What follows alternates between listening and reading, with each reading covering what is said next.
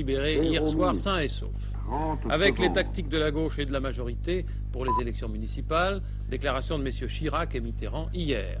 Avec également une opération de chirurgie à main nue filmée à Toulouse, mais une opération qui n'en était pas vraiment une. Et puis les sports. Les sports ont un suspense en ce moment même pour le slalom spécial messieurs disputé à Kitzbühel. Stenmark et Gros strictement ex aequo dans la première manche. Mais pour commencer le football avec Thierry Roland. Le très beau match disputé hier soir par Nantes et Bastia, chez eux, les leaders ont eu du mal à triompher, Thierry. Oui, c'est vrai, mais je crois qu'il faut d'abord saluer les deux équipes qui nous ont donné un grand match de football, comme on aimerait en voir tous les dimanches. Elles étaient toutes les deux premières ex aequo, ces deux équipes, et elles ont justifié leur classement. Nantes a eu du mal à s'imposer, mais il n'en a que plus de mérite. Il s'est imposé grâce à 3 buts absolument magnifiques qui ont été marqués dans les 6 dernières minutes de la partie. Nous allons voir ces buts et vous allez pouvoir constater vous-même que Bastia a vraiment donné beaucoup de fil à retordre à une équipe de Nantes pourtant portée par son public. Un public qui a, pour une fois, encouragé jusqu'au bout ses favoris. Et ils en avaient besoin puisque, dès la 41e minute, une équipe de Bastia remarquablement organisée allait ouvrir la marque sur un corner tiré par Djazic qui va intervenir dans quelques instants. Ce corner, Djazic le donnait assez bien. La défense de Nantes cafouillait quelque peu. Bertrand Demanne ne pouvait intervenir. Et regardez-le dans un autre angle. Félix, d'une tête plongeante, marqué à la 41e minute. Vous savez que c'est toujours très mauvais de prendre un but comme ça juste avant la mi-temps. Les Nantais se reprenaient à la 85e minute sur ce coup franc de Michel à la tête de Bargas. Et c'est l'égalisation, un but partout. Revoici ce coup franc du capitaine Henry, fort bien tiré et fort bien repris par Vargas qui cette fois trompe Veller, le gardien de but de Bastia qui avait été excellent. Michel lui-même, dans la même minute, donnait l'avantage à son équipe, 2-1. Et dans les dernières secondes du match, du reste l'arbitre ne devait même pas siffler le réengagement, Omar Sanoun, le grand homme de ce match, d'un tir époustouflant de 30 mètres, logeait la balle en pleine lucarne. Un but extraordinaire, comme vraiment on en voit peu. Nous allons le voir sous un autre angle, ce troisième but. Mais j'avoue que pour ma part, il y a longtemps que je n'avais pas vu un joueur français marquer un tel boulet de canon. Un grand beau match. Dites-moi, Omar Sanoun, ce but de la dernière seconde, c'est des buts comme on en voit peu. Oui, je crois que c'est des buts comme on en voit peu. Enfin, j'ai vu la balle arriver, j'ai frappé sans vraiment regarder, mais j'avais l'intention de... J'ai pensé marquer un but, quoi. Alors ça m'a fait plaisir, surtout un but comme ça, c'est sûr. Ça me rappelle un peu le but que j'ai marqué contre Bordeaux au premier match. C'était le même? Enfin, à peu près le même, oui. Pas dans un angle différent, mais à peu près le même. Ce match, vous l'avez payé de votre sang, hein. Il y a une arcade un peu ouverte. Oui, enfin... C'était un match correct, hein, je crois. Oui, un match très correct. Enfin, mon arcade, c'est Devine qui est retombé sur moi sans le faire exprès. Mais enfin, c'est pas un problème. Le principal, c'est d'avoir gagné et surtout de prendre un peu d'avance sur Bastia, qui est quand même une assez belle équipe, quoi. Vous avez pensé, vos camarades et vous, que vous alliez le perdre, ce match? Vous savez, quand on est mené à 0 à très peu de la fin du match, on se demandait vraiment comment s'en sortir. Et puis il y a eu ce but d'Hugo Bargas qui nous a fait du bien. On y a cru à nouveau, mais enfin, on n'a pas perdu espoir. Jusqu'à la fin, vous savez, un match n'est jamais terminé. Je crois qu'on est tous contents pour vous, Omar, parce que vous arrivez maintenant, vous êtes un titulaire indiscutable dans cette équipe et vous avez pris la confiance qui vous manquait. Hein. Oui, c'est une confiance qui me manquait, mais enfin, je pense que dans une équipe, je pense pas qu'il y ait titulaire. C'est celui qui est en forme qui joue, et puis à Nantes, bon, bah, ça porte ses fruits, quoi. Il y a des remplaçants, il y a des titulaires, et puis le jour où ça va pas, c'est le prochain qui prend la place. De vous à moi, est-ce que Nantes va être champion? De tout cœur, je le pense, pour mes camarades, pour moi-même, et puis pour toute la ville de Nantes. Henri, je crois, tout en rendant hommage à l'équipe de Bastia qui a livré un fort bon match à Nantes, c'est un match que le Football Club de Nantes ne méritait pas de perdre. Oui, je crois que sur l'ensemble du match, on ne méritait pas de perdre, mais il faut quand même féliciter les Bastiais qui ont fait un très bon match ce soir, et je crois qu'ils nous ont surpris, nous, et tous les spectateurs présents ce soir, ils ont fait un très bon match. Oui, et les Bastiais se sont plaints parce qu'à un moment crucial du match, ils ont marqué un but qui a été annulé par l'arbitre et c'est douteux. C'est vrai, oui, il menait 1-0 à ce moment-là. Il y a eu un lob de Zimaco qui a trompé Bertrand Demanne. Mais je crois en toute honnêteté qu'il faut dire que le même Zimaco a bousculé Tussaud. Il a commis une erreur du reste parce que je crois que Tussaud, dans tout état de cause, n'aurait pas pu dégager ce ballon qui filait dans le but de Bastia. Mais Zimaco a fait une faute. Du reste, l'arbitre a regardé son juge de touche et c'est à la suite de l'accord de son juge de touche qu'il n'a pas validé ce but. Un grand regret pour les Corses quand même. Oui, parce que là, ils auraient mené 2-0 et le match aurait été pratiquement gagné pour Tout à fait différent. Suite de la journée de championnat cet après-midi? C'est ça, je voudrais ajouter, Jean, que cet après-midi, il y a d'autres matchs, 6 exactement, dont 3 très importants. L'autre leader, Lyon, jouera un match difficile à Nîmes. Saint-Étienne livrera le premier de ses 3 matchs à domicile en succession en recevant l'Olympique de Marseille. C'est une très grande affiche, souvenez-vous. Et Nancy recevra Paris Saint-Germain dans un choc d'outsider, alors qu'un peu partout en France, on jouera pour le 7e tour de la Coupe de France avant l'entrée des clubs de première division pour les 32e de finale. Alors bien sûr, vous aurez les résultats de ces matchs dans Stade 2, mais l'émission du service des sports sera quelque peu perturbée du fait de la grève des réalisateurs de la télévision. Notamment, je sais, Thierry, que vous aviez prévu de donner Saint-Étienne-Marseille en assez long, mais il y a un problème de réalisation, je crois qu'on n'aura pas d'image. Oui. Vous ferez le maximum, vous aurez en tous les cas peut-être un reportage sur l'équipe de Liverpool qui doit rencontrer Saint-Étienne en coupe. Oui, là on a le même problème, mais par contre on aura un long reportage sur le match Angleterre-Écosse de rugby qui s'est déroulé hier et du ski comme vous savez, comme nous allons maintenant en aujourd'hui. Je crois parler. que Liverpool, malheureusement, pour tous ceux qui attendaient ce reportage, Liverpool sera... Ne sera pas prêt le reportage? Non, il sera reporté, disons, d'une semaine, très certainement. En ce qui concerne le rugby, donc, Angleterre-Écosse, c'était une victoire des Britanniques, des Anglais. Britanniques, ça veut dire tout le monde là-bas. 25-6. Et vous savez, bien sûr, vous l'avez peut-être suivi sur cette antenne, vous savez que le 15 de Galles a terminé un match hier avec beaucoup de panache contre les Irlandais et l'a emporté pour sa part dans ce coup d'envoi du championnat, comme l'appellent les Anglais, du championnat inter-équipe, alors que nous on dit tournoi des 5 nations, par 25-9. Alors, un bilan ce soir, ainsi que du ski. Et en ski, Claver a continué de dominer les descendeurs, en remportant hier sa 4e épreuve de la saison. L'Autrichien a pris la tête de la Coupe du Monde devant son compatriote Heidegger, le 3e étant le Suédois Ingemar Stenmark. Mais ce matin, si l'on retrouve Stenmark, c'est dans le slalom de Kitzbühel, où, fait extraordinaire, 2 coureurs ont terminé la première manche strictement ex aequo. Le dit Stenmark portant le dossard numéro 11, vous le voyez ici à l'œuvre, et l'autre coureur, c'est l'Italien Piero Gros, que nous allons suivre dans quelques instants. On mesure le temps en centièmes de seconde, les 2 hommes n'ont pas pu se départager. Attendons l'arrivée de Stenmark. 13 h 7 minutes, 40 secondes. Beau temps, bonne neige apparemment. Au 4e top, il sera exactement 13 h 8 minutes. Nous y sommes, 47 et 66 centièmes. Et maintenant, nous allons suivre la course de Piero Gros, dossard numéro 15. 13 h 8 minutes, 10 secondes. Contrairement à la descente, nous suivons toute la course depuis le début, vous le remarquez. 13 h Aïe, un déséquilibre qui n'a pas nuit à la performance quand même. L'Italien doit bien faire ce matin s'il veut que son équipe ne décolle pas dans la Coupe du Monde. 13 h 8 minutes, 30 secondes. La belle performance de Gros que vous suivez en ce moment est une sorte de revanche pour l'équipe italienne. Avec Tueni et Radici, il avait été tenu un échec à Berchtesgaden. Il doit réussir à Kitzbühel pour maintenir ses ambitions dans la Coupe du Monde.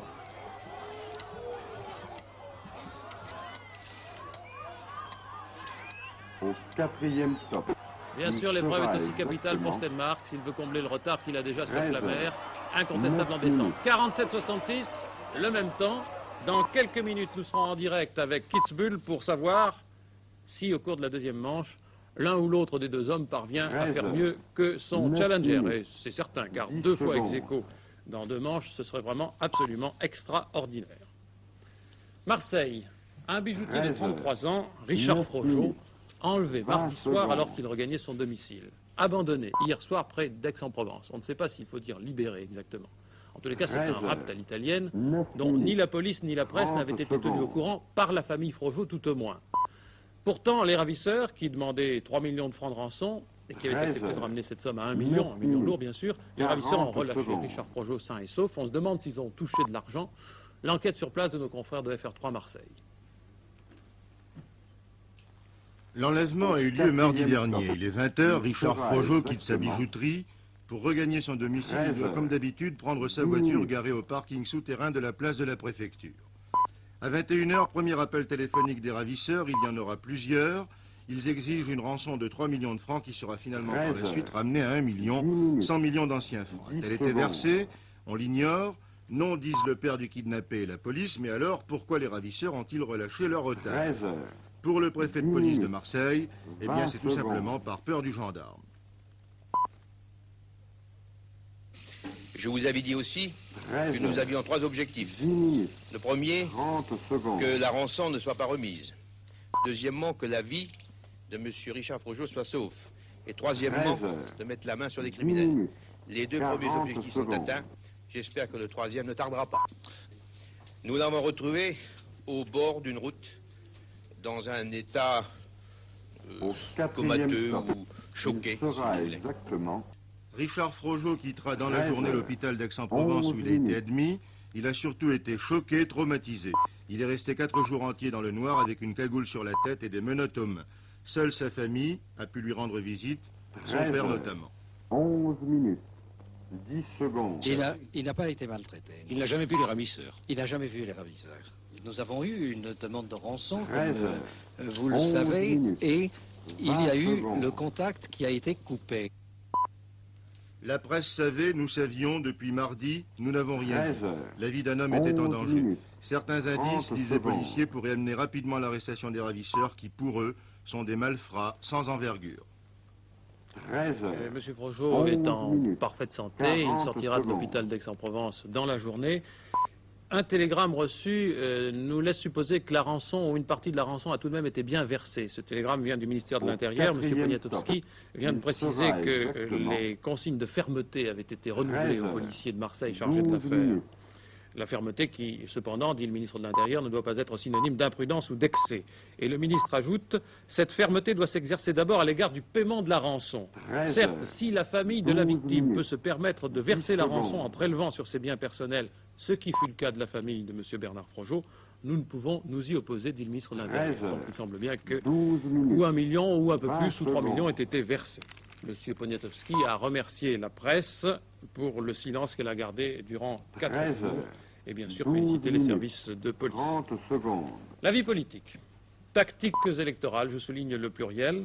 Les municipales sont en vue, majorité et 13 opposition heures. se préparent. 12 François Mitterrand, minutes. hier, annonçait, 40 avec un secondes. sourire, qu'il écrivait au maire de France, comme l'avait fait peu avant le président de la République. C'est moi aussi. Mais à visage Au découvert. 4e Clarté. stop. Il En tant sera que premier exactement secrétaire du Parti Socialiste, et non pas d'autre 13 titre. heures. J'ai 13 écrit, minutes. oui, moi aussi, à tous les maires de France.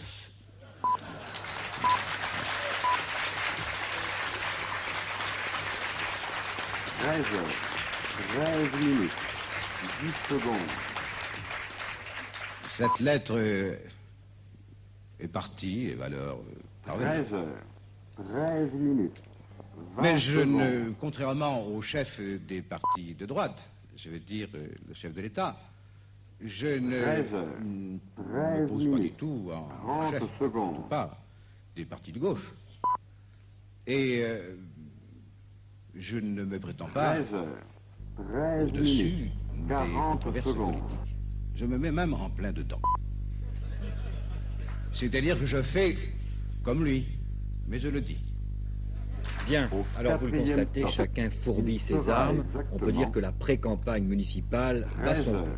Du côté de la 14 gauche, cela se minutes. passe sans trop de bruit, même s'il y a des anicroches souterraines entre communistes et socialistes pour la constitution de certaines listes ou la désignation de certaines têtes de liste. 13 heures, Mais François Mitterrand 14 répétait hier minutes, que les socialistes 10 devaient se secondes. montrer des partenaires loyaux, scrupuleux, sans être naïfs ou ignorants, et tout en gardant 13 l'amour heures, de leur parti. 14 minutes, Un amour jugé peut-être 20 excessif secondes. par les radicaux de gauche qui, pris en sandwich entre leurs partenaires, se plaignent de ne pas avoir la place qu'ils estiment 13 méritée. heures, Et Robert Fabre en 14 faisait minutes, surtout le reproche 30 aux socialistes. secondes. Dans notre confrère Le Point, qui paraîtra demain et qui est déjà mis en vente, je crois, en province le dimanche, 13 une heures, opinion de quelqu'un de la 14 majorité à minutes, propos de ce qui se passera à 40 gauche. secondes. C'est celle d'Antoine Ruffnac, qui est secrétaire d'État auprès du Premier ministre, qui pour la majorité a été spécialement chargé de préparer les municipales. Pour M. Ruffnac, il n'y a pas de doute, le grand vainqueur de ces municipales, ce sera le Parti communiste. Il sera PC et exactement PS n'ont pas la même philosophie politique, 13 dit-il. heures, Leur querelle 15 porte sur le minutes. dosage politique des listes. Les communistes entreront en force dans les conseils municipaux socialistes, ils s'infiltreront dans les petites communes rurales et à partir de là, ils noyauteront les administrations 13 heures. municipales. À un autre niveau, cela aura une conséquence sur la composition du Sénat. Vous savez que c'est le deuxième collège qui élit les sénateurs, et M. Rufnack prédit qu'il y aura beaucoup de sénateurs communistes, beaucoup plus qu'actuellement dans la deuxième assemblée. Enfin, c'est l'opinion du secrétaire d'État.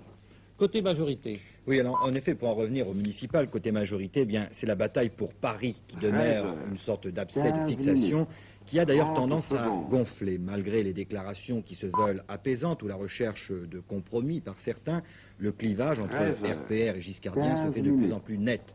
Si bien qu'on se demande si un compromis justement est possible alors que Michel Dornano dit et redit qu'il ne renoncera pas et qu'il reste candidat de la majorité à la mairie de Paris. Ce que réfute le RPR qui, hier, par la bouche de Jacques Chirac, estimait que M. Dornano était disqualifié. J'ai attendu jusqu'à la dernière minute, c'est-à-dire mardi soir dernier, pour indiquer quelle serait la position de notre mouvement. Elle est maintenant prise et elle est définitive. Nous présentons, nous soutenons des listes dans tous les arrondissements de Paris. Ce sont des listes d'union dans lesquelles figurent des représentants de toutes les formations de la majorité sans exception. Nous avons l'ambition de donner à Paris un conseil qui assume la responsabilité de la gestion et qui ensuite élira son maire. Cela va de soi et je ne pense pas que cette situation soit maintenant de nature à changer, mais nous restons ouverts. La mission qui avait été confiée par le Premier ministre à M. Dornano ayant manifestement échoué, nous n'avions pas d'autre solution, compte tenu des initiatives prises par le gouvernement, notamment de présenter contre les candidats et souvent députés sortants de la majorité des membres du gouvernement, que celle que nous avons adoptée, nous nous y tenons. On reparlera politique, bien sûr, toute la semaine, je crois que je pourrais dire toutes les semaines, mais cette semaine-ci, on attendra notamment la clarification politique annoncée par le président Giscard d'Estaing dans sa conférence de demain après-midi. Les problèmes sociaux seront encore au premier plan, avec la mise au point du calendrier des grèves prévues par les syndicats pour la fin du mois, avec également les discussions au charbonnage de France et à la SNCF à propos de la politique contractuelle.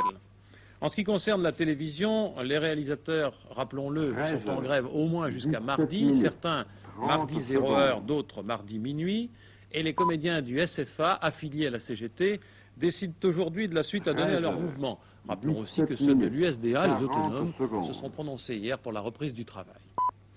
Dans l'affaire Abou Daoud, les derniers développements sont, d'une part, l'offre de l'intéressé, soupçonné d'être l'un des organisateurs de la tuerie des Jeux Olympiques de Munich, de se rendre en Allemagne pour prouver son innocence. Le gouvernement de Bonn semble jusqu'ici surpris par cette proposition.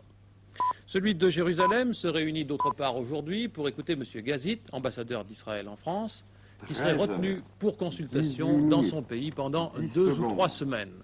Les Israéliens envisagent aussi d'ajourner de quelques semaines les voyages que doivent effectuer en février chez eux 2 ministres français, messieurs de Guéringaud et d'Ornano. Enfin, à Paris, l'Association nationale des avocats constate l'émotion soulevée dans l'opinion publique à la suite des affaires du canard enchaîné et de la libération d'Abou Daoud. Cette association souhaite des réformes car ces affaires, disent ces avocats, amènent l'opinion à douter de l'indépendance de la justice. En Afrique, télégramme de la matinée, situation confuse au Bénin, la République du Bénin, l'ancien Dahomey.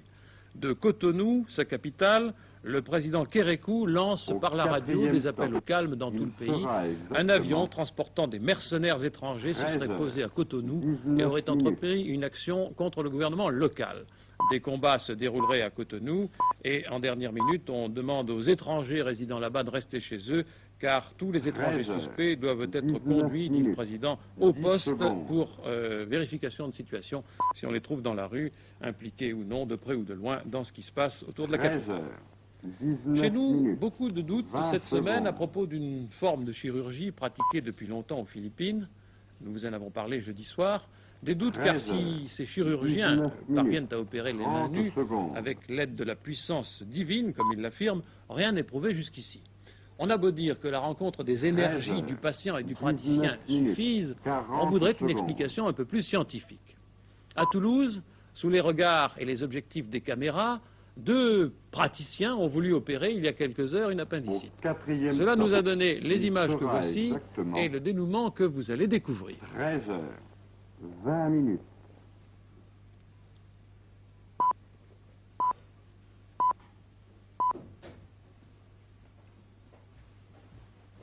13h. secondes. Un simple coton, semble-t-il.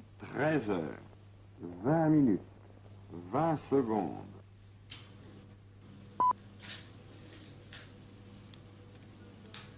13 heures, 20 minutes, 30 secondes.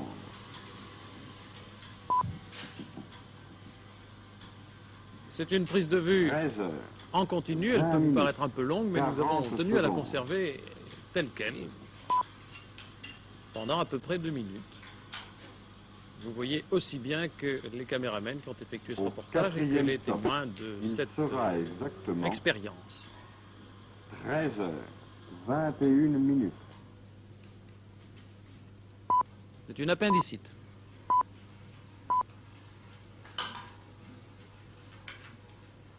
Appendicectomie, dirait un spécialiste. 10 secondes.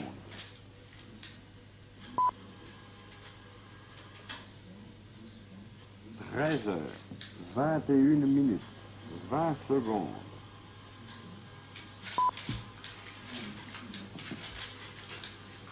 13 heures, 21 minutes, 30 secondes.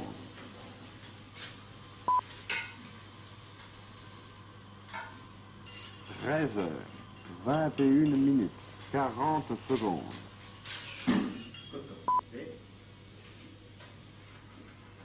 Mais ce n'est pas terminé.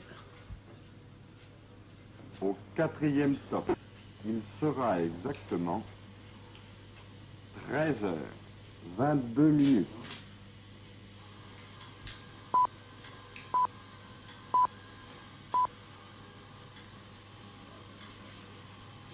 13 heures, 22 minutes, 10 secondes.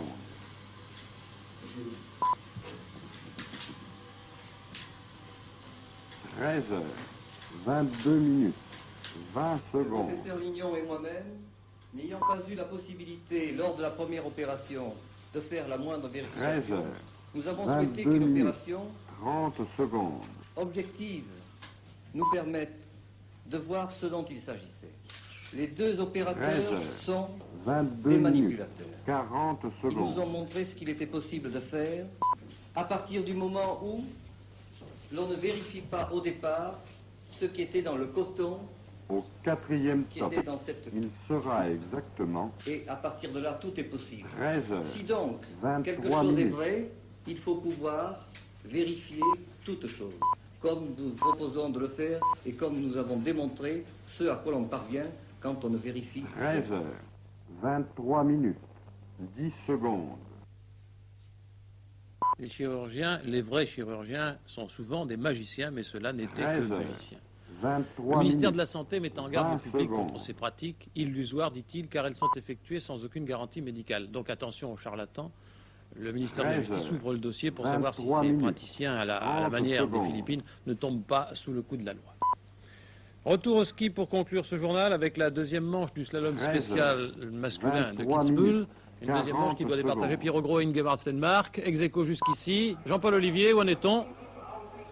Eh bien, tout de suite dans le vif du sujet avec en piste Piero Gross. Le voici. C'est donc un slalom spécial, comme on vous l'a dit, qui s'annonce très ouvert. Ingemar Stenmark et Piero Gross ex aequo, alors que Franco Bieler est en 3e position. Stenmark vient de remporter les 2 derniers slaloms à Lax et Berchtesgaden. Il veut remporter un 3e succès, mais Piero Gross n'est pas décidé à se laisser faire. 13 Il peut décider qu'il 24 minutes. en arrière, pratiquement assis sur ses skis. C'est la nouvelle méthode qu'il veut. Nous allons le voir dans quelques instants. Piero Gross. 13 heures. Le voici toujours. Minutes, 20 secondes. Il semble que sur la deuxième partie du parcours, Gross ne prenne pas trop de risques, semble assurer sa course. Il a eu un petit sursis au début. Et pourtant, les chevaux en bataille, toujours attaquant très fort. 13 heures, 24 minutes, 40 passe à la limite de la chute. Est en total 100,06. 100 secondes, 6 centièmes. Nous allons voir avec le dossard numéro 11 que fera Stenmark dans quelques 4 minutes. 25 minutes. Alors que en piste et au départ Hadgate des USA qui n'a pas réalisé un temps extraordinaire au cours de la première manche. qui a dû terminer en 18e position, je crois. 13 Mais pour en revenir à minutes. Pyrogros, il semble qu'il ait 10 perdu secondes. un peu de temps dans le premier tracé, dans le premier parcours de cette seconde manche. 13 Mais il a 25 toutefois minutes. fini très fort. 20 secondes. Gary Edgate. Lui aussi, rien à perdre, il attaque dès le départ. Beaucoup moins en arrière 13 que Pyrogros. 25 minutes. Plus 30 souple, quand même, secondes. mais moins efficace. Là aussi, un petit sursis pour Edgate. 13 25 minutes. La neige est relativement 40 douce, il secondes. semble qu'elle a été durcie au ciment neige, car il a neigé ces jours derniers en Autriche, et à Kitzbühel en particulier. La descente n'était pas très rapide, mais il semble que la piste creuse. Exactement. 13 Un temps intermédiaire 26 qui minutes. ne peut pas placer Gary Edgate dans les 10 premiers.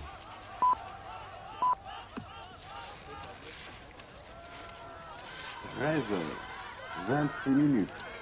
10 secondes. Passe assez loin des piquets. 13 26 minutes. Très connu aux États-Unis, Edgate, il avait remporté la Can-Am il y a quelques années. Alois Morgenstern, un garçon bien placé, un Autrichien de 22 ans, 30 secondes. régulier partout en Coupe du Monde. 13 26 minutes. Cinquième de la première 40 manche. secondes. L'éternelle question pour le garçon qui prend le départ. Faut-il attaquer? Mais lorsqu'on est cinquième, la question ne se pose pas. Il lui faut la prendre des Au risques quatrième stop. pour essayer d'améliorer son Sera classement. exactement 13 Peut-être contracté, mais 27 minutes. bon début de parcours. Touche de l'épaule intérieure, bien 13, sûr, chaque piquet. 27 Il n'en a pas minutes. manqué un 10 au secondes. début. Un peu déséquilibré, mais c'est récupéré. 13 Il semble ne pas 27 forcer. minutes. pourtant. 20 secondes. Et c'est un très bon temps intermédiaire. 13 27 minutes. Très en arrière aussi. 30 secondes.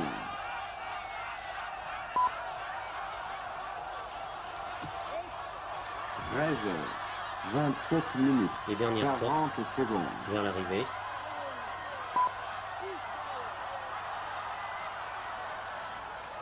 Sort en pas de patineur avec un temps total de 101 58 centièmes, ce qui doit le classer aux environs de la 10e place. 13 28 minutes.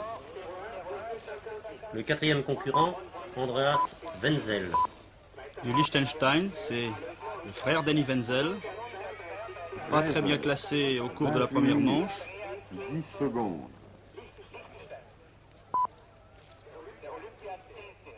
Il n'est en tout cas pas dans les 10 13 premiers.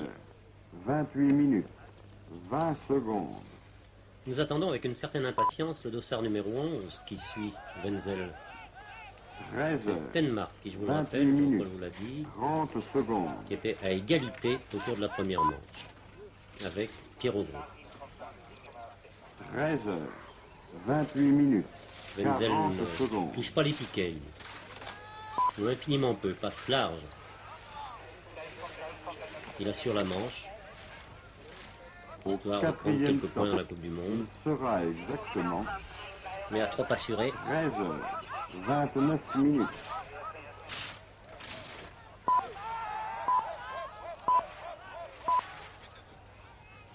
Il effectue cependant, semble-t-il, une 13, seconde manche meilleure que la 29 première. minutes. 10 secondes.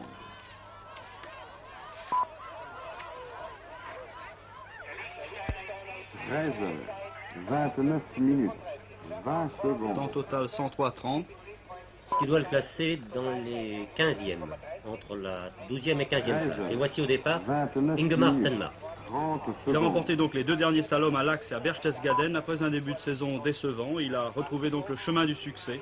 13, Tenant de la Coupe du Monde, 29 deuxième en 75, minutes, 40 vainqueur en secondes. 76. Et il paraît en mesure de réaliser un doublé.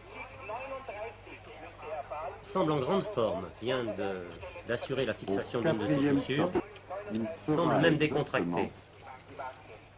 13 30 minutes. Enlève la buée qui est à l'intérieur de ses lunettes. Il joue la course. Attention, c'est le grand moment de ce slalom. 30 minutes. 10 Et il secondes. attaque, tout de suite. Il sait que Gros a réussi une bonne deuxième manche. Il sait que 13, Pierrot est en tête. 30 Un minutes. style totalement différent, 20 beaucoup plus secondes. souple, beaucoup plus coulé. Mais chaque piquet est touché au passage. Beaucoup plus touché, accroché. 13 heures. 30 minutes. 30 secondes. 26,59. 19 centièmes de retard sur 30 Pierrot Gros. minutes. 40 secondes. Toujours très souple. Il file vers une deuxième place ou vers une victoire. Au 4e stop. Il va se jouer pour quelques centièmes de seconde, c'est certain. 13 heures. 31 minutes. Oui, il a gagné. Il a gagné de 43 centièmes de seconde. Le temps idéal est à gauche. 13 heures. Il fait 99,63. Je vous rappelle que Pierrot Gros est deuxième en 100 secondes. Le troisième est Franco Bieler en italien. Et le quatrième, Klaus Heidegger. Le cinquième, Gustavo Toeni. 31 minutes. 20 secondes. Oui, 43 centièmes de seconde, c'est une petite différence, mais c'est la différence du ski et de la télévision, comme on en aimerait assez souvent. 13 heures. Je suis pressé pour terminer, vite le temps de cet après-midi. Dans la moitié nord de la France, couvert, chutes intermittentes de pluie et de neige et formation de verglas. Dans la moitié sud, averses, mais aussi éclaircies, souvent belles dans les régions méditerranéennes. Attention, baisse de température la nuit prochaine, amenant de nombreuses gelées. L'équipe qui a fait ce journal va maintenant déjeuner, vous donne rendez-vous peut-être à 20h. Bon après-midi, 19h pour les sportifs, stade 2. Au 4e stop, il sera exactement 13 heures. 32 minutes.